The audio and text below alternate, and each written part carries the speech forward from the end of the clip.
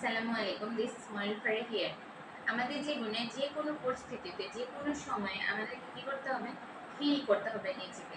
সেটা যদি water healing হয় তাহলে তো কথাই নেই। ওয়াটার হিল হচ্ছে থট আর কনজিউম। যখন আমরা ওয়াটারকে কনজিউম করি তার আগে আমাদের উচিত সেখানে ভাইব্রেশন দেওয়া।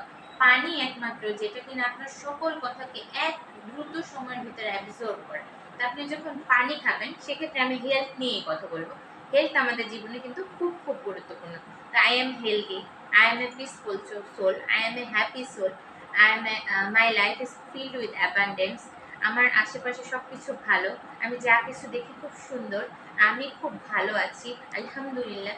এই সমস্ত কথাগুলোকে দিয়ে তারপর যদি আপনি এই পানিটাকে পান করেন, তখন কি হবে? আপনার ভেতরে এই কথাগুলোর একটা ভাইব্রেশন পৌঁছাবে। এখানে যদি আপনি নেগেটিভ থট ক্রিয়েট করেন, নেগেটিভিটি পৌঁছাবে। অর্থাৎ চয়েস আপনার, কি করবেন। তবে পানিকে দিয়েও আপনি